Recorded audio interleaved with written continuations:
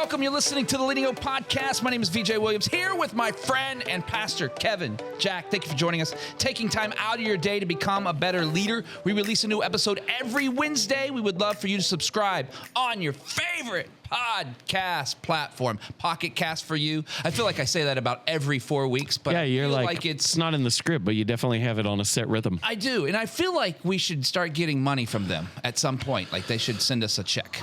I don't even know what other podcast platforms there are. Apple, Spotify. Like Joe Rogan has an actual but what are the, deal with Spotify. But what are the other ones? Exclusively. Is there anything else? Should we just start naming people? Should we do it like we did the one episodes where we just kept going on and on about the zip codes or area codes? We should probably let that go. Thank you. You want to start listing potential sponsors? Like, oh, there we go. Hey, you can find it on your favorite podcast platform, brought to you by Wendy's. Spicy chicken sandwiches. Yes. So. I like it. You hear that, Wendy's? We'll just start sponsoring people until we get sponsored. Until they actually do it. That might work. Let us know your favorite sponsor, and we'll reach out to them. But if you are new, we're so glad that you're here. Do download that. Also, share this with a friend on Facebook, YouTube, Instagram, and please rate and review on one of those, preferably Apple podcasts, because that helps get this in the hands of so many more leaders like you, trying to get better like us. And visit leadinghope.online. Get updates. Find out about the Leading Hope community. We are in episode 229. Is there a niner in 229er. 229er. You've titled this A Mountain a Day. A mountain a day. A mountain a day. So, big idea on this that I want to get into. That's big, man. Yeah. So, like, we've got some practical stuff, but I remember back church plant days and feeling like part of this was I didn't know how to use my time. I just didn't know how so much of it, you didn't know how to use it? I didn't know how to allocate my time proactively to the things that matter most. Yeah. So I think there's a lot of people struggle with that. Yeah. I didn't say I have too much time. I said I didn't know how to use my time. Yeah. So I was kind of in that spot, and I felt like I had 1 day off. I felt like I had 5 days where I was just like running from thing to thing, trying to get stuff done. Everything was just accomplish this, get this done. And then I had like 1 day that really mattered, which was Sunday when we had services. Yeah. So it was like Sunday is big, is exciting. I can see things moving.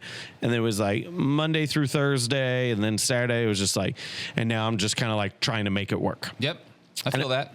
Yeah, and I just remember this like frustration of to say like, I want to feel like I have more than one significant day of the week. Okay. It was like 5 days prep, 1 day rest, one big day that really mattered. And so I've started like making changes over time. And like one of the things I started doing is like putting like really important stuff Wednesday morning. Like big meetings, big projects, stuff like that, really. And I crave, maybe to an unhealthy level, the sense of progress, the sense of like, this is significant. The ball moved down the field. This really mattered.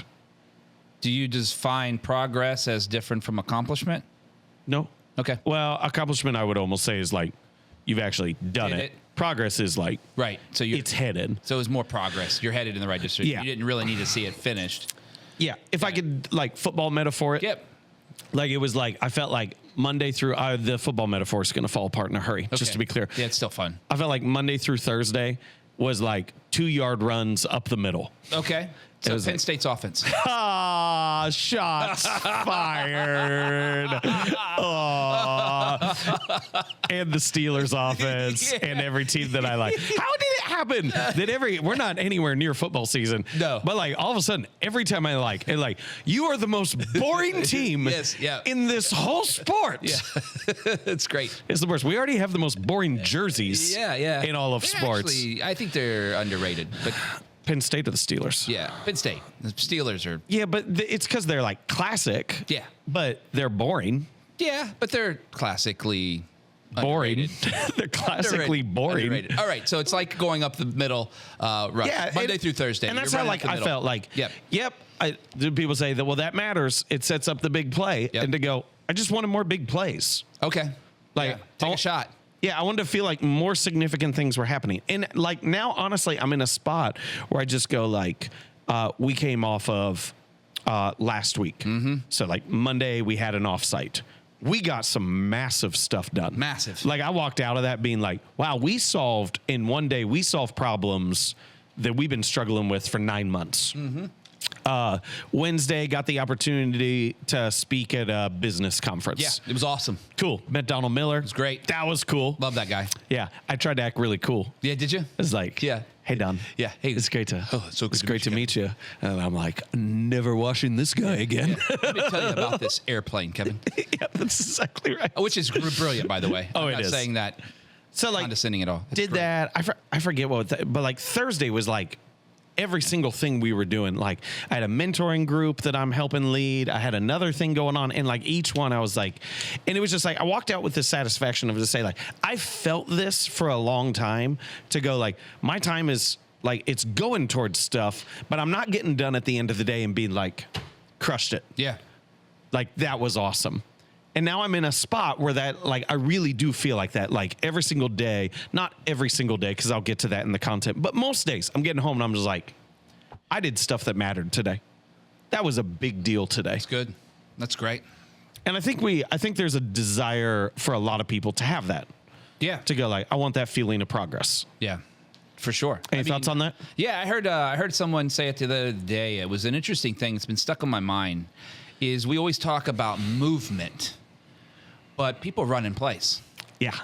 They're not going anywhere. They're moving. Great. And so we've been using, and we have used this terminology before, like we're moving people, or we have to move people. I'm like, people need to be progressed. So yeah, it's like the never mistake activity with productivity. Yeah. Because you can be very active and not be headed anywhere. Exactly. And that was the whole thing is like, wait a second, movement. I mean, people have ran in place. And if you're running in place, you're not really going anywhere. And that's what you're talking about. There's a mountain a day. So talk more about that. Cool. So a couple of things I just want to get into. So first I want to set just kind of like, hey, this is what I wanted. Yeah. And now I'm actually feeling like I'm starting to really do it. Yeah. So first off, two things of expectations. Okay. Number one, that's not going to happen every day. A mountain a day. But it's not going to happen every day. Not every day. Yeah. We have to retitle the podcast.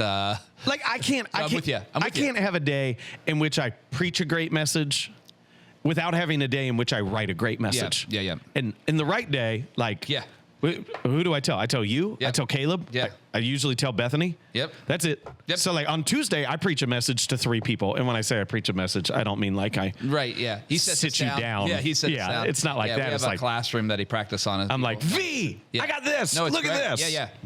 So it's not going to happen every day. Right. The second thing is just to acknowledge not every hour will be significant because of your energy levels.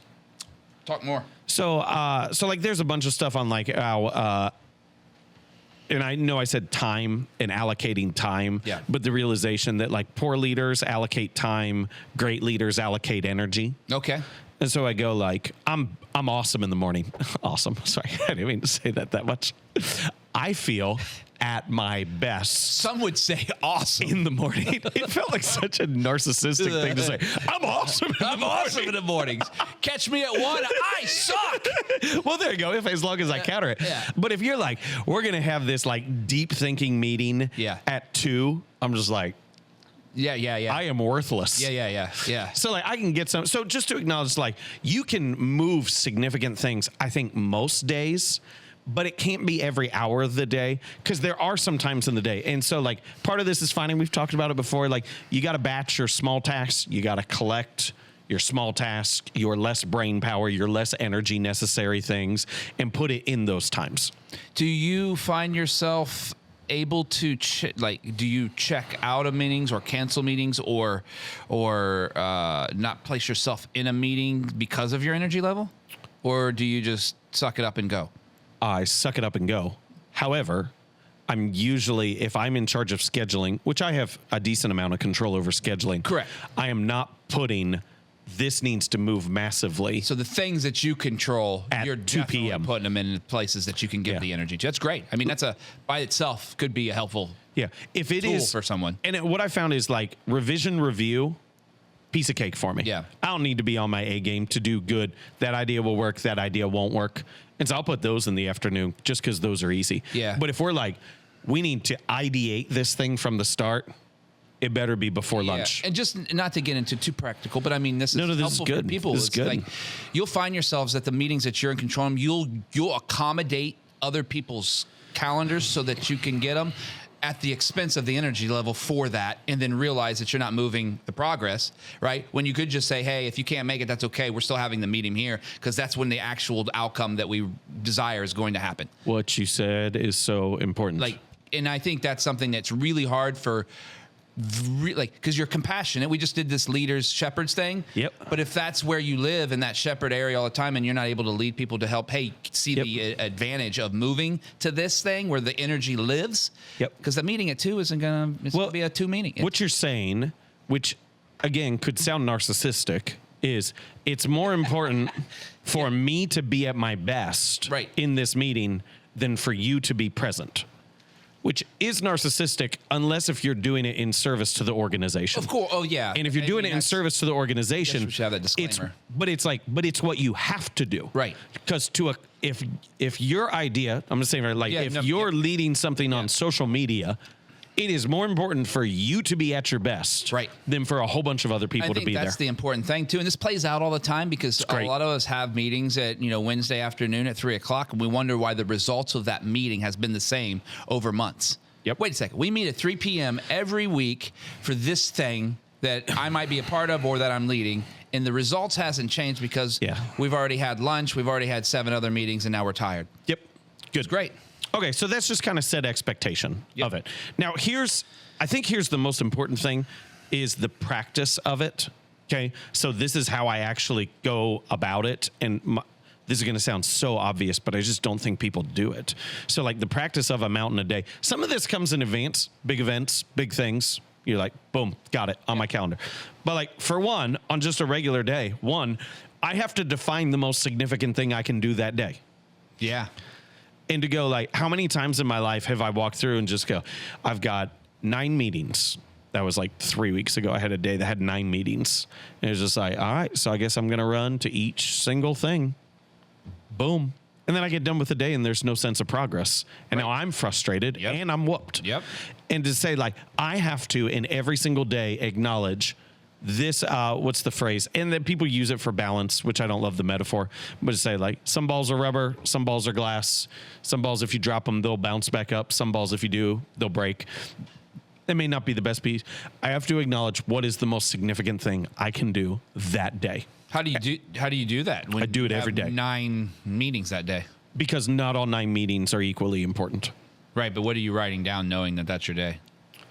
Well, I'm acknowledging. So like the planner I use has like top 3. Got it. And I prioritize top 3. Like they're in order of 1, That's great. 2, 3. It's great. Let's just go of everything. So like, ready? This is the most important thing I could do today. I have 8 meetings. Yeah. Having energy and clarity within our podcast recording is the most significant thing I can do. Yeah. So naturally, when I walk in the room, I'm more up. Yeah. I'm like, yeah, this is it. Success relies on this. That's great. That's good. And then I want to give as the caveat to that, and this is in the notes though.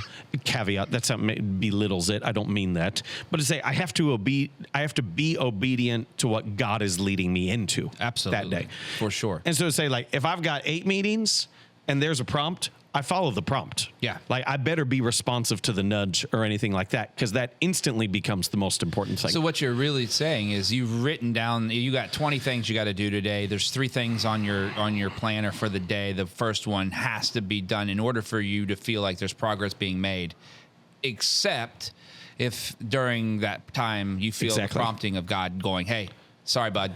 Yep. Is that how God talks to you sometimes? Hey, sorry, bud. Sorry, bud. This isn't, that thing you wrote down is not the thing now. He calls me Chief because he knows I hate it. Listen, Chief. Yeah. Yes, God. But you're like, at that moment, what you've written down, you are aware of and obedient to. Exactly. It's great. So I know that's not like probably mind-blowing. Define your priority, be obedient. But I think these are practices that get neglected. And then we wonder why we have activity without productivity. We'd say 100% of 100% is neglecting, even if we write it down, maybe not even sticking with it. It's a great note. So then here's kind of what it looks like. and I've talked about this some before, but I'll help you, is just to say it is like, I am having less and less days with 9 meetings. Yeah. And I am having more and more days with one big, massive meeting. And just to say, like, maybe this is like size of the organization, stuff like that, but I'm in a spot now where that's the best place for me to allocate my time. So, like, I said last week, like, we had offsite, we had this. I spent 3 hours on Thursday with a group designing out our second half of the year preaching calendar, but also teaching them preaching structure. Yeah. And just to go, like, I wouldn't have ever taken 3 hours 10 years ago. I would have tried to see how quickly can I get this done.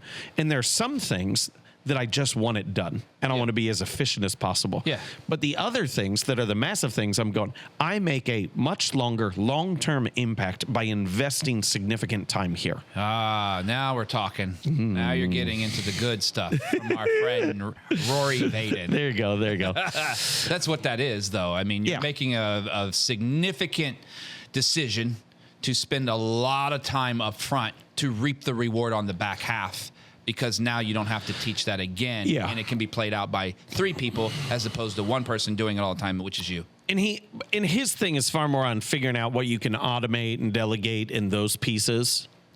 Mine is also identifying, just to say, like, not every task should be done as efficient as possible. Yeah. Because there are some things that development gets lost. Yeah. For sure. I mean, there's some things that's good enough to move on as we use that terminology. Yeah. It's good. So that's one way of it. The other side of it, just for me personally, if this is like helpful perspective for anyone in here, is just to say, like, I find my most significant impact is within our culture. And the evidence of our culture is within, not just the mark of our culture is high conflict, high trust, but the evidence of where I have the highest leverage point is in the conflict. Yeah. And so I spent a lot of time investigating conflict in the culture and seeing what values can be clarified, what processes removed or added, and what decisions need to be made. For someone who's might be listening, leading an organization, a church, what have you, can you give kind of maybe a time structure or maybe a percentage of how much time you spend with maybe only tasks that you can do versus how much time you put your voice into the culture conversation? Can you answer that? You might be able to. I know what I'm trying to do, but I don't know how it always looks in execution. I could answer it. This is Leading Hope.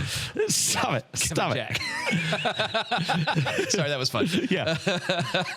But seriously, I mean, because there's a play on all that, because as you want the culture to take root, and you want it to multiply and grow. Yep. There's times where you are going to have to inject your voice into that to keep it. I would say my goal is to make very few decisions and shape a whole lot of ideas. Yeah. And how much time do you have to spend in order to do that in a week?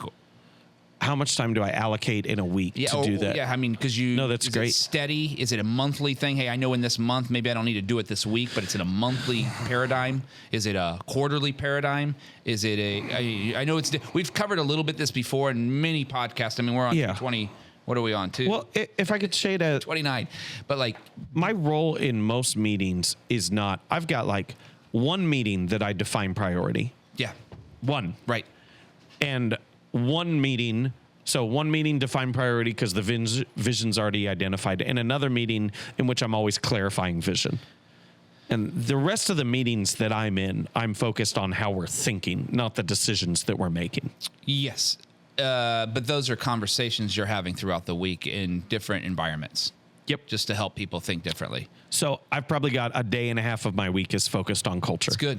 That's great. Like the focus on culture is not like it's not trust fall ropes course. Of course not. You shape the culture by being in the culture doing the work. Yeah, but you're intentional about spending time in different environments so that you can put that voice into play. Yep. That's good. That's good. What else about taking a mountain a day does someone need to know in order to actually begin this tomorrow? They could do it today, but they're already halfway out. Yeah, that's amazing. Yeah. I just think it comes from the perspective of like, you have to understand. I think people get frustrated like I did. Yeah. Going home and being like,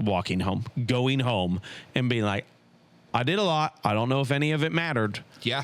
And just to say, like, let that frustration drive you into something that you know is actually effective and productive and makes significant things happen. And I want to alleviate you from like, I don't want people to be like, well, I had 2 days this week and it was just task after task after task. I didn't take a mountain.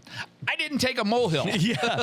And I think that's okay. I think one of the things that also happen is when a crisis comes up, people get frustrated because they had something else they wanted to work on. Right. If the crisis really matters that much, it is now the most significant thing for you to work on. Is the mountain. And so like, I'm not saying I'm not adaptable. I'm incredibly adaptable within this, that's right. but my adaptation is always what absolutely matters most.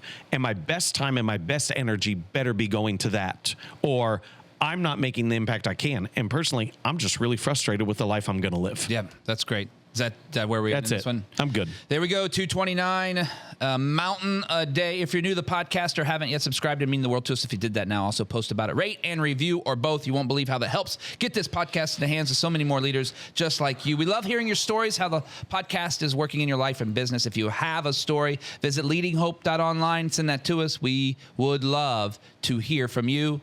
And remember, everyone has 20 minutes to learn to become a better leader. Make it count.